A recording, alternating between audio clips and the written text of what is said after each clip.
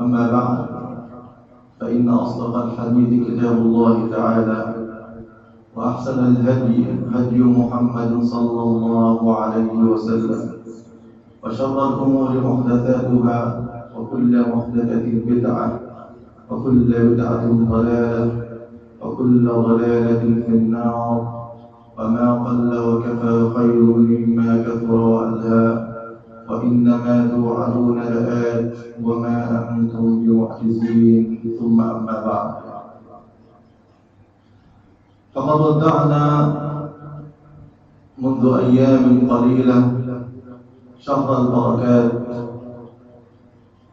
شهرا عظيما كريما قد جعله الله عز وجل نفحة من نفحاته في أيام من أيامه.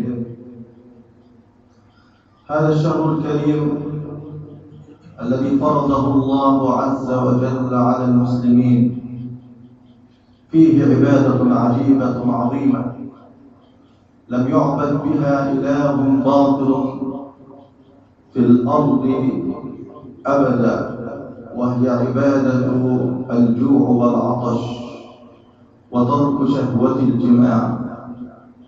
تلك العبادة التي لم يعبد بها إله غير الله، إله من الآلهة الباطلة غير الله. تلك العبادة التي يعض فيها الجوع المسلمين، ويعض فيها العطش المسلمين، حيث إن هذا الجوع والعطش قد عد قبلهم رسول الله صلى الله عليه وسلم. وإن الله عز وجل قد ربط بين الجوع والأمن، وبين الجوع والخوف، وربط بين الطعام وبين الأمن، فجعل أعظم نعمتين على البشر هي نعمة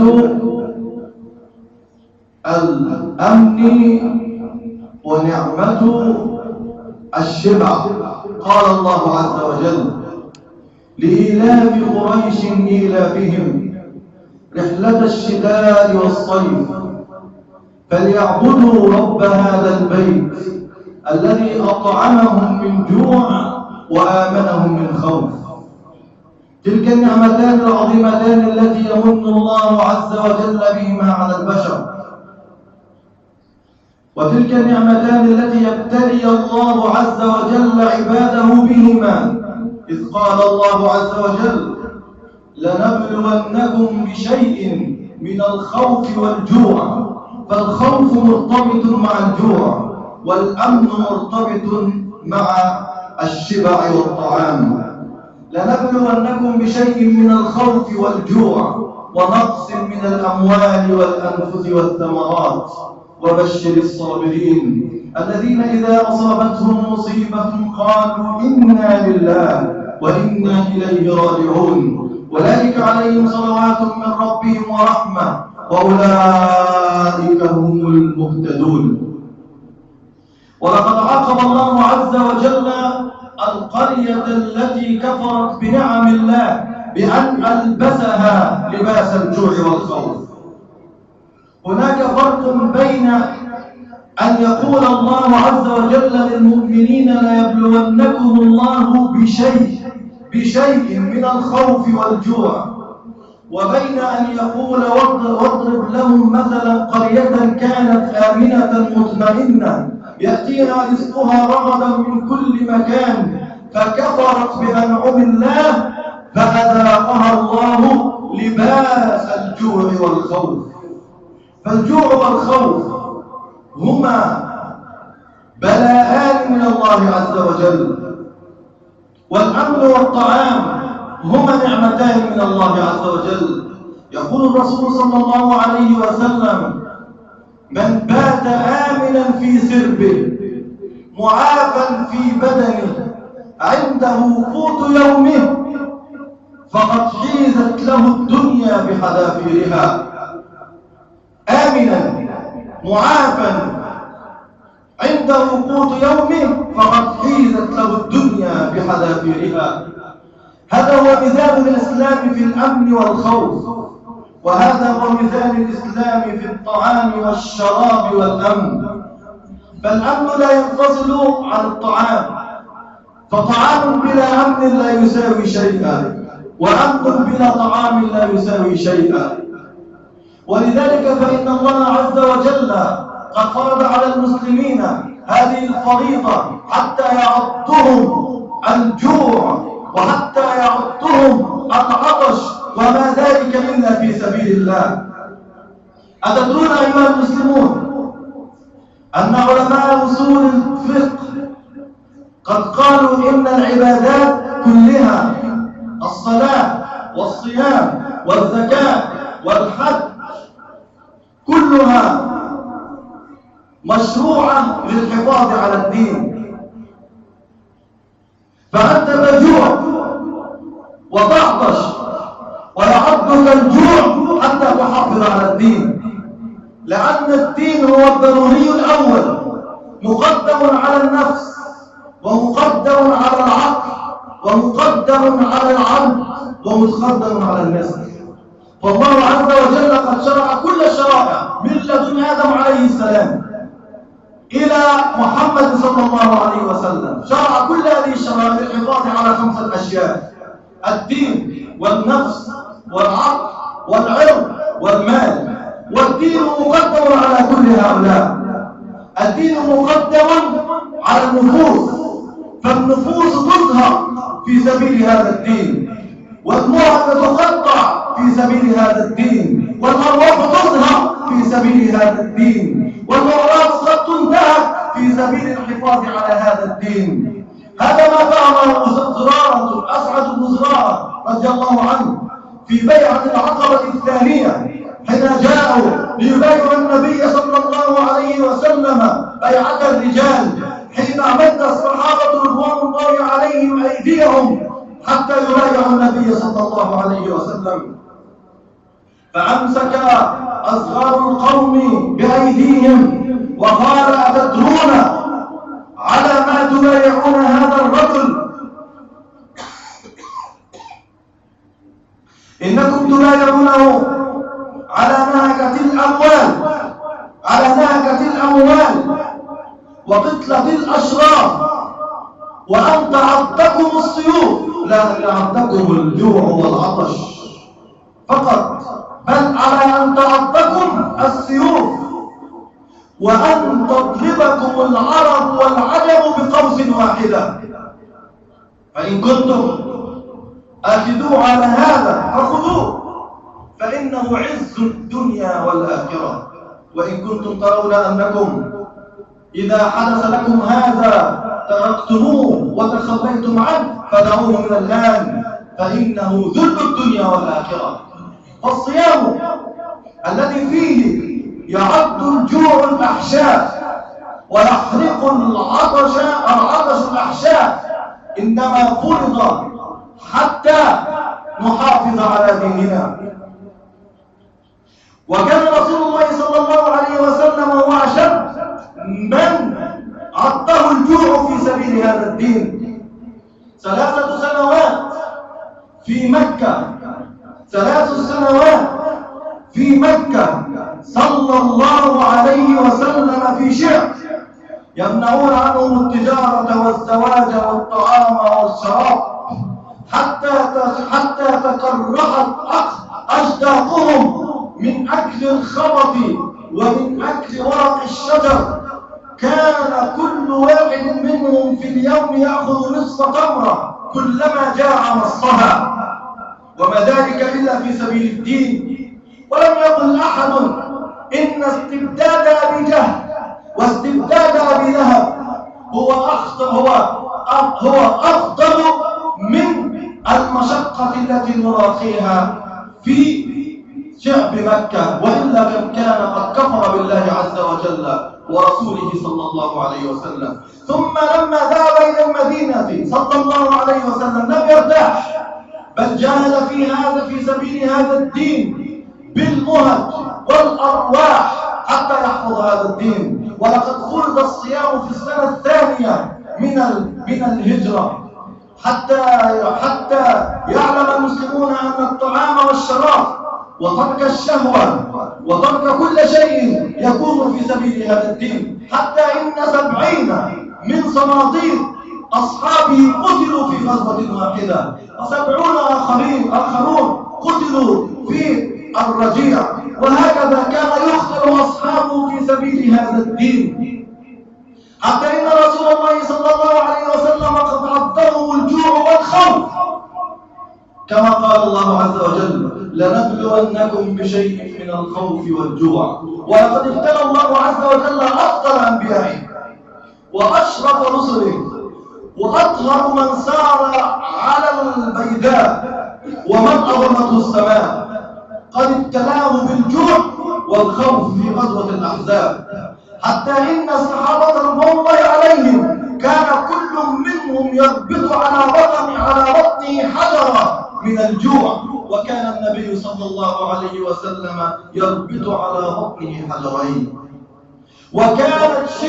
كانوا في شدة من الخوف والبرد، اجتمع عليهم من فوقهم ومن أسفل منهم الأعداء، شدة شديدة، جوع وخوف، حتى إن حذيفة رضي الله عنه يحكي على هذا الخوف، يقول إن رسول الله صلى الله عليه وسلم قال: لأفضل الخلق بعد الرسل وأشجع الخلق الذين باعوا كل شيء من أجل هذا الدين، قد نذر رجلا واحدا منهم أن يذهب، اسمع إلى هذه القصة العجيبة، أن يذهب ويأتي بخبر القوم. يقول حذيفة: فما قام رجل منا من الخوف. ثم يقول الرسول صلى الله عليه وسلم: ينتدب رجلا يذهب ويأتي بخبر القوم وأضمن له الجنة. انظر إلى شدة الخوف، يضمن له الجنة. من الذي يضمن له الجنة؟ رسول الله صلى الله عليه وسلم. انظر إلى الخوف والجوع الذي اجتمع على النبي صلى الله عليه وسلم. يقول: من يذهب ويأتي بخبر القوم وأنا أضمن له الجنة؟ فما قام أحد. يقول حذيفة: ثم قال: من يذهب وأنا أضمن له الجنة والرجوع؟ فلم يقم أحد من شدة الخوف، حتى إن المنافقين قد أخذوا يستهزئون بالرسول صلى الله عليه وسلم. يقول: إن أحدنا لا يستطيع أن يذهب ليقضي حاجته، ورسول الله يبشرنا ويعدنا بأن نملك كسرى وقيصر.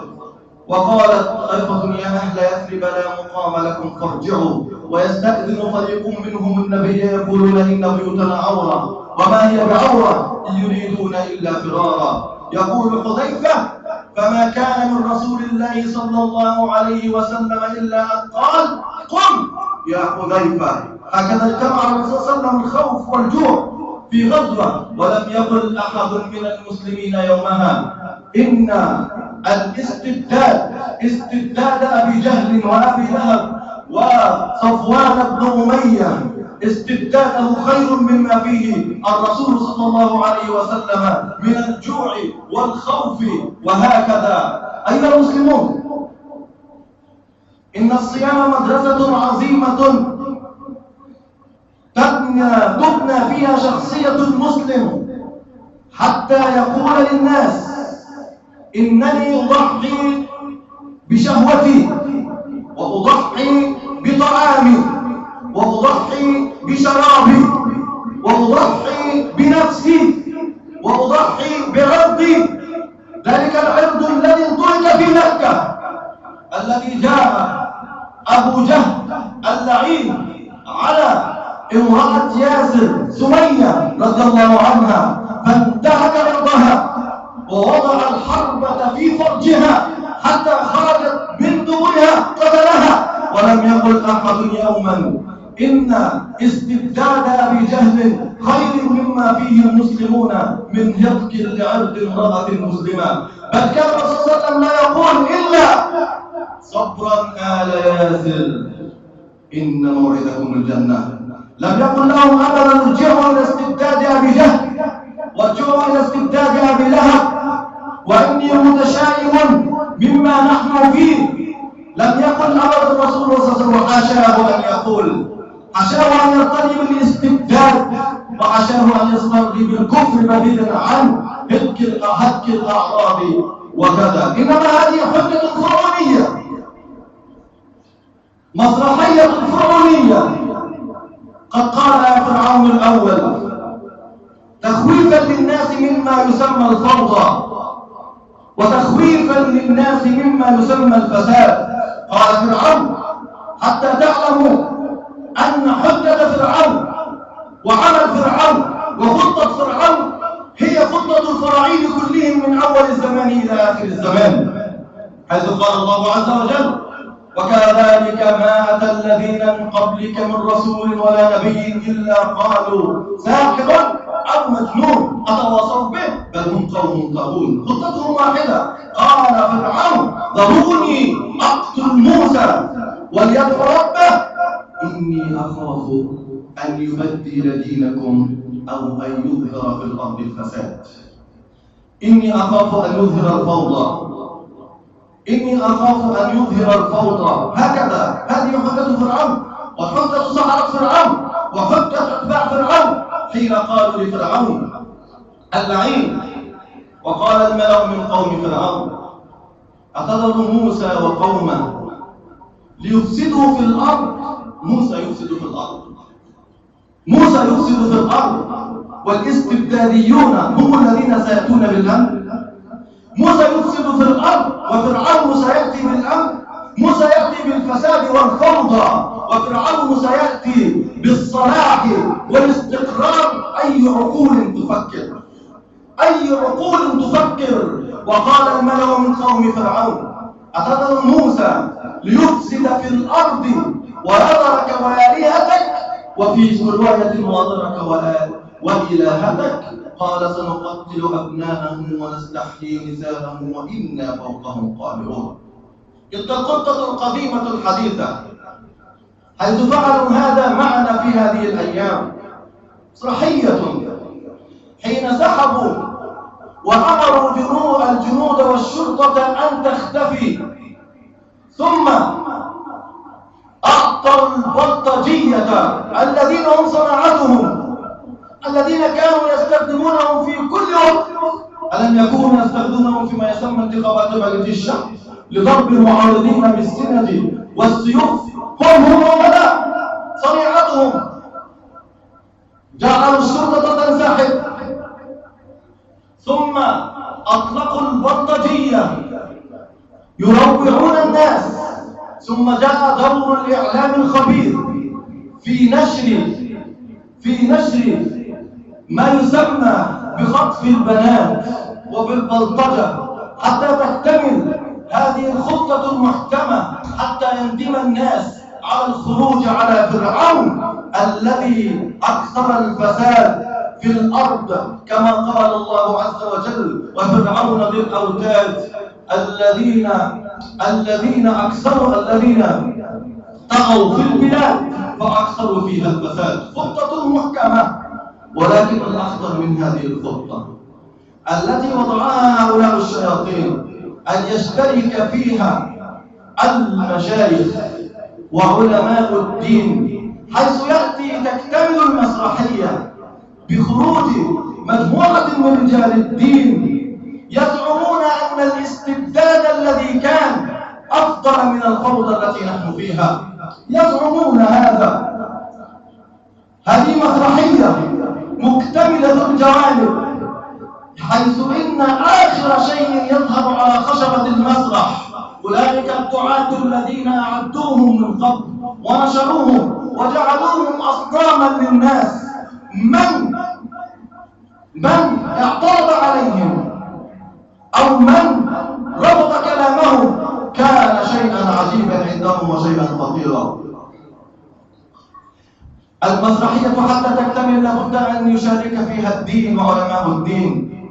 واليوم كنت أود أن آتي لكم ولكن الوقت لم يكن ليكفي. كنت أود أن آتي لكم بشرائط، وأود أن أصنع هنا شاشة لعرض ما أقول، ولكن أعدكم أني سأحدد لكم يوما أعرض لكم كل هذا. فقد طفح الكيل من هؤلاء المزعومين علماء الذين يضلون الناس بغير علم. واليوم سأذكر الأسماء، وقد كنت قبل لا أذكر الأسماء، وكان رغم ذلك الناس يغضبون. أنا أقول لكم كما قال أخ كريم أعجبتني كلمته جدا وغفرت في قلبي: نحن حراس للعقيدة، لسنا حراسا لمشايخ. أولا. ثانيا، إن المشايخ ليسوا بابوات، إن المشايخ ليسوا أكليروس، إن المشايخ ليسوا رجال دين، إنما المشايخ أناس يخطئون ويصحون، يخطئون ويصيبون. فإن أخطأوا قلنا لهم أخطأتم. وقد قالت امرأة لأعظم رجل في التاريخ الفاروق، قالت امرأة له: أخطأت يا عمر. قال: كل الناس أفقه منك يا عمر، كل الناس أفقه منك يا عمر.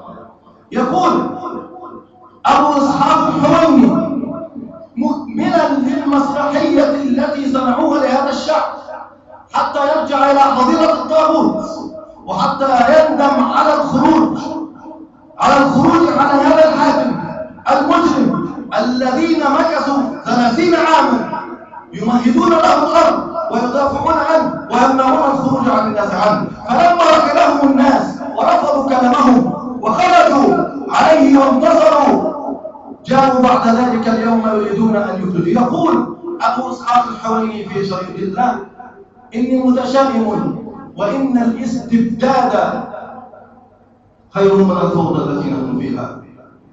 وأنا أريد أن أسأل يا أبا إسحاق: أتدري ما الاستبداد؟ نعم، يدري ما الاستبداد. وكنت أتمنى أن آتي لكم بشريط يتحدث هو فيه عن الاستبداد ويعرف كل تفاصيله، يعرف الاستبداد الذي سأعرضه عليكم، الذي يضعه في كفة والفوضى في كفة، ثم يرجح كفة الاستبداد. الاستبداد يا أبا إسحاق الذي أنت تعلمه هو انتهاك الأعراض، هو نهبة الأموال، هو التبعية لليهود والنصارى. الاستبداد هو تحطيم النفس البشرية. الاستبداد هو تحطيم البدن البشري. هذا هو الاستبداد. ثم الاستبداد كما سنقول لك هو الكفر. يا أبا إسحاق إن كنت لا تسمع فاسمع. يقول أحد المعتقلين الذين اعتقلوا حقا، الذين مكثوا سنوات طويلة حتى سقطت أسنانه، ولقد أخرج أسنانه في هذا المؤتمر الذي عرضه، أخرج أسنانه وقال: هذه أسناني قد سقطت لأننا لم يكن عندنا ملح. وكانوا تصوروا أن الاستبداد كان يجعل المعتقلين يلحسون الحائط لأنهم لم يكن عندهم ملح حتى ضاع الكالسيوم من أجسادهم وسقطت أسنانهم وهم في ريعان الشباب. الاستبداد يا أبا إسحاق الذي حكى عنه مجدي زكي، الذي تقول أنه خير من الفوضى وتحب أن يعود. الاستبداد يقول مجدي زكي أشياء يندى لها الجبين. الاستبداد يحكي مجدي زكي عن الاستبداد أن ضابطا مر عليهم فقال لهم: أيها الأولاد، كيف لا تموتون إلى الآن؟ لو حرصنا حمار كالمات. فرد عليه أخ فقال: إننا معنا كتاب الله، إننا لم نموت لأننا معنا كتاب الله. فما كان منه في الصباح إلا أن دخل كل الزنازين وأخرج المصاحف ووضعها في شوال وألقاها في وسط السجن وحرقها. هذا هو الاستبداد الذي تدعو إليه يا أبا إسحاق. والأدهى من ذلك يقول هذا الأخ: الاستبداد الذي تقول إنه خير من الفوضى، ما الفوضى عندك يا أبا إسحاق؟ يقول إن هناك 4 فتيات قد اختطفن وطلب منهم من أهاليهن الفدية. أتحزن على 4 فتيات؟ والحزن واجب، ولا تحزن على شباب يحكي عنه مجدي زكي قد انتهك عرضه. الرجال انتهك أعراضهم في سجون التربة والاستبداد. يقول مجدي زكي: إن الأخ الذي كان يمرض فيطلب مضادا حيويا ويقسم بالله على ذلك، كانوا يأتوا بالكبسول المضاد الحيوي فيفرغونه ويضع مكانه مخدر ويعطونه للإخوة، ثم حين يأخذ الأخ المخدر، هذا هو الاستبداد يا أبا إسحاق الذي تريد عودته مرة أخرى، ويعطي الأخ المخدر، ثم إذا تخدر أدخلوا عليه جنائيين فهتكوا عرضه، فإذا به في الصباح يقول: إذا الإخوة في الصباح يستشعرون بإلك العرض فانتحر إخوانه بهذا الشكل، الدهر يا أخوان، فرفض الطعام وأضرب الطعام أخوان حتى مات. ومعلوم أن الجنائيين تنتشر فيهم، وكل من دخل السجن يعلم أن الجنائيين تنتشر فيهم هذه العادة السيئة لكثرة البعد عن النساء. هذا هو الاستبداد يا أبا إسحاق الذي تقول عنه يا أبا إسحاق إنه خير من الفوضى. هذا هو الاستبداد الذي تقول نحن نريد أن يرجع، حتى ليتك قلت إننا نريد أن ترجع الشرطة بالتحسين وباحترام الأفراد. الاستبداد الذي تقول إن الفوضى خلفت مغتصبات، هل كان لأيام الاستبداد تحدث فيه مغتصبات؟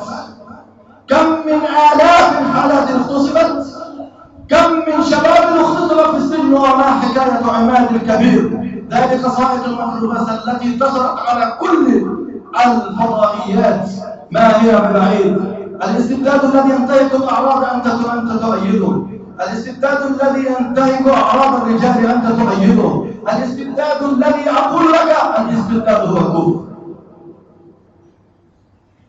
يقول الأخ مجدي أيضا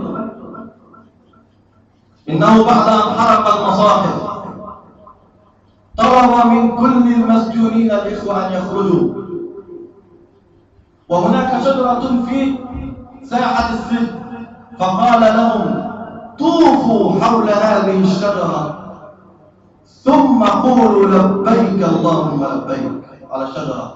الاستبداد الذي يأمر بالكفر هل خير من الفوضى يا أبا إسحاق؟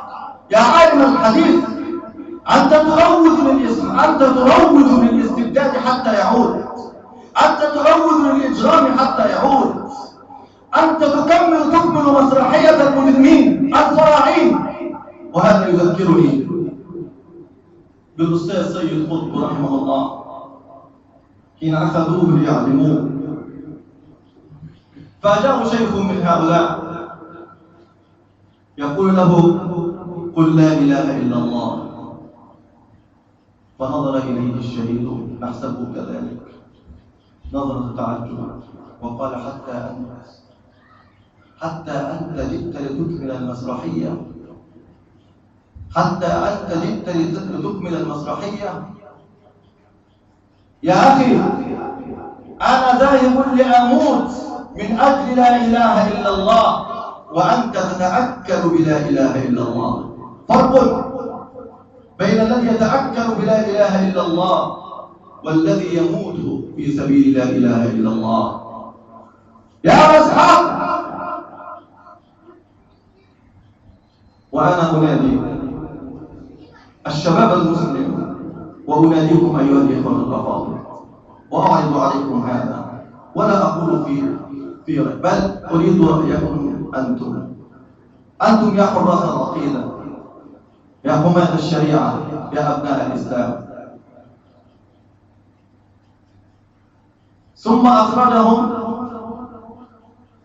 حتى يطوف حول الشجرة ويقول لبيك اللهم لبيك. ثم الأدهى من ذلك كانت هناك سورة كبيرة للهادي حسني قال لهم اسجدوا لهذه السورة، اسجدوا لهذه السورة. فقام عبد يصرخ لا تسجدوا هذا كفر، فأخذه وأخذ منه حتى كسر فكه. موجود قصص موجودة على اليوتيوب لمن يشاء، وإن شئتم سأهديكم بها حتى تعلموا الصادق من الكاذب، حتى تعلموا الذي مكث 40 عاما يؤيد الطواغيت ويسير في ركبهم حتى ابتلى، وبين الصادق الذي كان يضيق عليه والذي كان يمنع من الكلام، حتى تعلموا الدين الحقيقي من الدين المزيف الذي يريدون أن يفرضوه على الناس. يا أبا إسحاق اسمع هذه القصة. يقول أخو من الإخوة كل هذا موجود ومعلوم ومعروض، من أراد أن يدخل ويستمع إليه فليستمع. يقول لقد قال الأخ وهو يعذب ولا تحسبن الله غافلا عما يعمل الظالمون. فرد عليه ضابط الاستبداد فقال له يا ابن مطاع الإشاعة، الله ليس غافلا عما يعمل الظالمون، طلعت إشاعة. ويقول آخر أنهم حين كانوا يعذبونني كانوا يتضاحكون حولي ويقولون إنهم فتية آمنوا بربهم. الآية تقول وزدناهم هدى. والضابط الذي يدعونا أبو إسحاق إلى رجوعه بعذره وبلله قال له إنهم فتية آمنوا بربهم وزدناهم فشقا. هذا هو الاستبداد يا أبا إسحاق. أقول قولي هذا وأستغفر الله لي ولكم.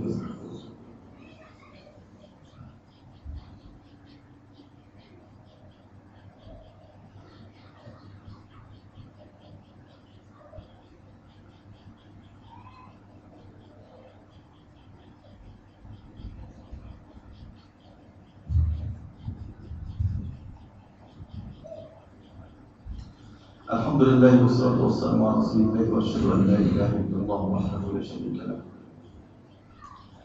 وأشهد أن محمدا عبده ورسوله. أما بعد، خطة محكمة لعودة الاستبداد وللقضاء على الثورة ولتبغيض الناس بالثورة يقودها حفلة من فلول النظام السابق وحفنة من علماء لا أدري ماذا أقول عنهم. إن أبا إسحاق يقول، وسأتي إن شاء الله بكل هذه الفيديوهات وأقول لكم إياها. يقول حتى يرجع الناس إلى عبودية الماضي والاستعباد الشرطوي. يقول إن الاستبداد الشرطوي خير من الفوضى، وإذا وضعت الاستبداد في كفة والفوضى في كفة فالاستبداد أفضل من الفوضى. وأولا هذا أول مرة في التاريخ الإسلامي رجل عالم يفضل بين شرين مطلقين.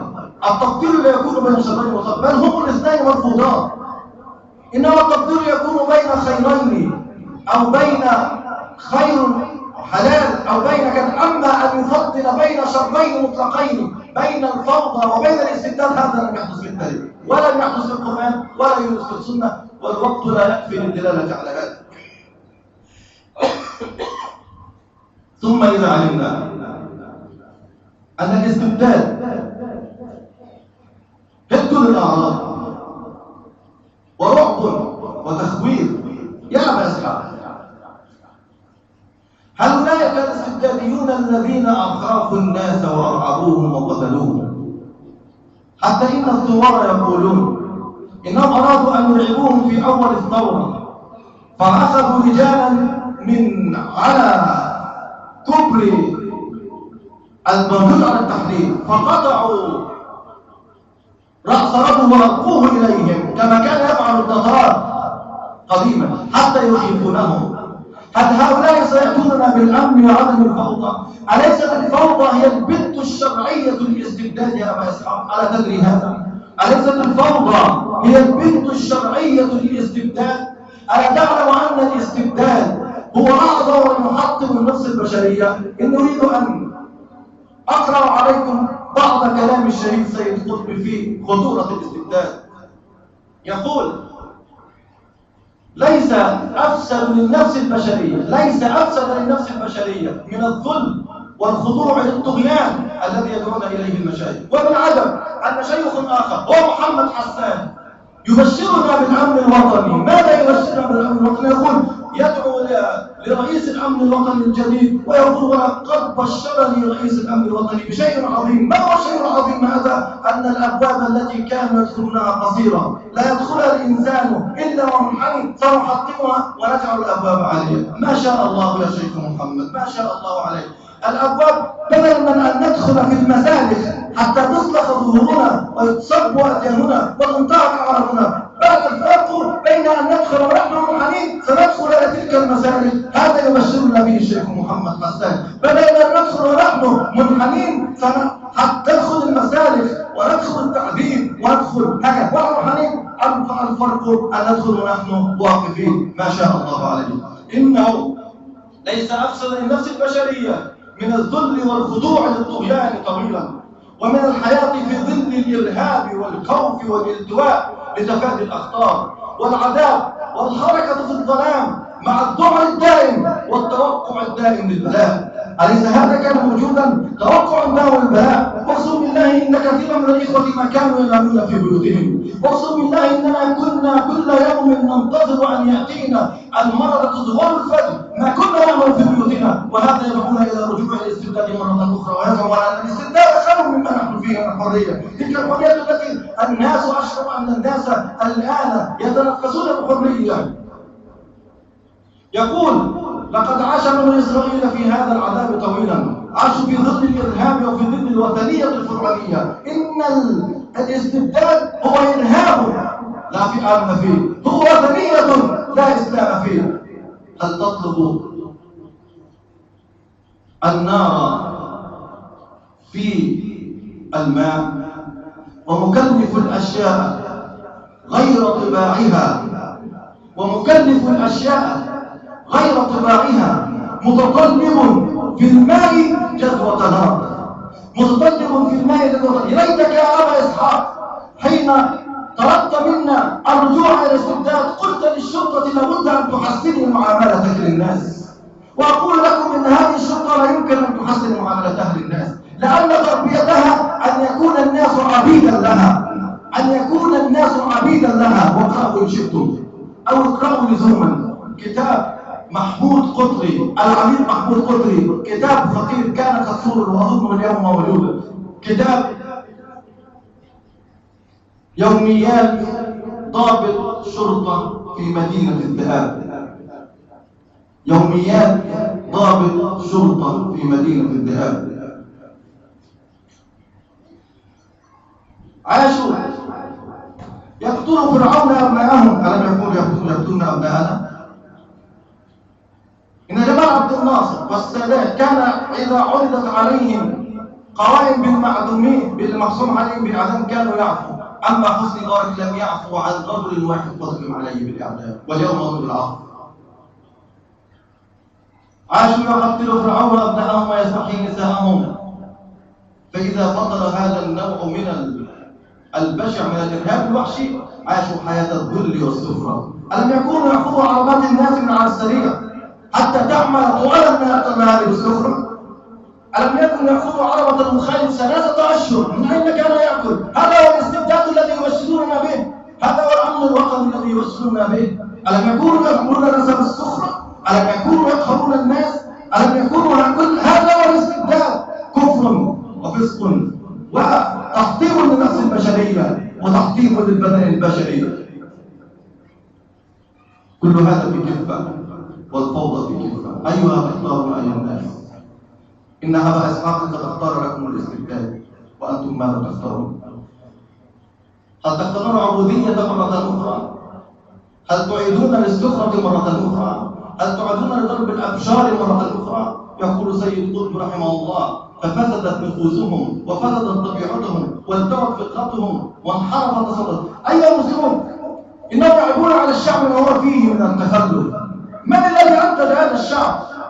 ما الذي أنتج هذا التخلف في هذا الشعب؟ إنها التربية خلال 40 عاما أو 30 عاما على الاستبداد. الاستبداد هو الذي أفسد نفوس البشر، الاستبداد هو الذي جعل طباع العبودية فينا، الاستبداد هو الذي جعل فينا إذا وضع علينا الكرباج سرنا، وإذا رفع عنا الكرباج كما قال الشيخ سيد قطب: إذا وضع علينا الكرباج سرنا. فالعربات لا تسير إلا بالكرباج، والناس لا تخاف إلا من الكرباج، لا يسمع، ولكن الإسلام ينشر نفوسا أبية حرة. وقد قال أخ كريم لي حقا: إن من رضع الذل ظهرا، إن من رضع الذل ظهرا رأى الحرية شرا حقا. ولكنهم لم يرضعوا أبدا، إنهم كانوا في مساكنهم العاجية، كانوا في أبراجهم العاجية وفي قصورهم. كل من هؤلاء عندهم قصور أيها المسلمون، لابد أن تنتبهوا لهم. عندهم قصور وعندهم عربات ذات دفع رباعي وعندهم كذا. لماذا لا يدافعون عن هذا النظام الذي عاشهم في هذه الفخفخة؟ لماذا يريدون أولاده حتى ولو قتل نفوس الناس، حتى لو حطم أبدان الناس، حتى لو انتهك عرض الناس، حتى لو كفر الناس وولوا بالكفر بالسجود لغير الله عز وجل، ويفضلون هذا عما يسمونه الفوضى، عما يسمونه الفوضى. يقول سيد قطب: لقد كان عمر بن الخطاب رضي الله عنه ينظر بنور الله، لقد كان عمر بن الخطاب رضي الله عنه ينظر بنور الله فيرى حقيقة تركيب النفس البشرية. تركيب النفس البشرية، يقول: كان إذا بعث عماله إلى البلاد قال لهم: لا تضربوا أبشارهم فتذلوهم، لا تضربوا أبشارهم فتذلوهم، وقد أذلونا كثيرا، ولقد ضربوا أبشارنا كثيرا، ولقد هذا هو الاستبداد. الاستبداد يا أبا إسحاق هو الكفر بالله، الاستبداد هو هتك عرض الناس، الاستبداد هو التعذيب، الاستبداد هو كل سوء في الاستبداد. الاستبداد هو التبعية لليهود والصليبيين. حتى إن مصر اليوم لا تستطيع أن تدخل جنديا في سيناء إلا بإذن اليهود والصليبيين. حتى إن مصر لا تمتلك قرارها الخارجي ولا قرارها الداخلي. كانوا أسودا علينا، وفي الحروب نعامة هيفاء تفر من كل صفير. بالموضوع يدور، ولكننا نقول في الختام: إن الذين يروجون لعودة الاستبداد إنما يروجون للكفر، والراضي بالكفر حكمه معلوم، بل يروجون للناس الكفر، لأن الاستبداد بالإضافة إلى أنه كفر هو حكم بغير شريعة الله عز وجل، وتمني عودته تمني عودة الحكم بغير ما أنزل الله عز وجل. أيها المسلمون، في الختام أقول لكم: إذا وضعنا الاستبداد في كفة والفوضى في كفة لا يمكن أبدا أبدا أبدا أن تكون كفة الفوضى هي الأفضل، لأن الله عز وجل قد وضع كل الدنيا في كفة، والله ورسوله في كفة، ثم فضل بين كفة الله ورسوله. قال الله عز وجل: قل إن كان آباؤكم وأبناؤكم وإخوانكم وأزواجكم وعشيرتكم وأموال اقترفتموها وتجارة تخشون كسادها ومساكن ترضونها. كل هذا في كفة، كل هذا في كفة. لو ضاع كل هذا، لو ضاع كل هذا وفي الكفة الأخرى أحب إليكم من الله ورسوله وجهاد في سبيله فتربصوا حتى يأتي الله بأمره. فتربص يا أبا إسحاق حتى يأتي الله بأمره. إن اخترت أمنك وأمن أولادك وأمن أموالك وأمن قصورك وأمن عرباتك على الإسلام والإيمان والتوحيد وعلى حرمات الحفظ على حرمات الله. ألا تعلم يا أبا إسحاق يا عالم الحديث أن عبد الله بن عمرو رضي الله عنه قال: رأيت رسول الله صلى الله عليه وسلم يطوف بالكعبة ثم وقف عندها فقال: ما أطيبك أيتها الكعبة، ما أطيبك وما أطيب ريحك، ما أعظمك وما أعظم حرمتك، والذي نفسي بيده لحرمة المسلم عند الله أعظم من حرمته. حرمة المسلم ألا يستبد به وألا يستعبد وألا ينتهك وألا ينتهك عرضه. إن ضربة بشرة واحدة أهون عند الله من زوال الدنيا، أهون عند الله من زوال الدنيا. أيها المسلمون، الحديث ذو شجون والأمر خطير، ولكني أبشركم أن حركة التاريخ سائرة في صالح المسلمين بفضل الله، وأن الخلافة قادمة بإذن الله. انظروا بنور الله من طاجكستان إلى تركمانستان إلى أفغانستان إلى باكستان إلى كشمير إلى سوريا إلى اليمن إلى ليبيا إلى تونس إلى المغرب.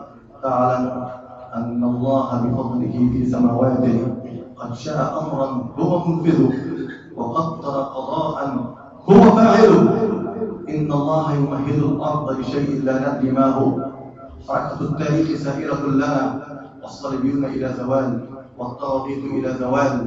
نقول لهؤلاء المشايخ الذين وقفوا كثيرا أمام حركة التاريخ حتى لا يسقط الطواغيت وأصدروا الفتاوى بحرمة الخروج على الطواغيت وحرمة إسقاطهم، فلما سقطوا يخرجون اليوم ويروجون لهم ويسوقونهم لدى العامة حتى يرجع الناس إلى عبادتهم. نقول لهؤلاء أنكم تخلفتم كثيرا أيام الثورة ووقفتم كثيرا ثم ندمتم بعد ذلك. أقول لكم: توقفوا عما أنتم فيه واركبوا السفينة، بل كونوا أنتم صانع السفينة كما كان أصنع نوح السفينة. كونوا أنتم صانع السفينة واركبوها، واعلموا أنه لا عاصم من أمر الله إلا من رحم، وأنه لن ينجو مما هو آت إلا من يركب سفينة الإسلام ويرضى بشريعة الإسلام. والله كما قلت يمهد الأرض لأمر هو فاعله ويقضي قضاء هو منفذه. نسأل الله عز وجل أن يهدينا وإياكم سواء السبيل. اللهم اغفر لنا ذنوبنا وإسرافنا في أمرنا وثبت أقدامنا وانصرنا على القوم الكافرين.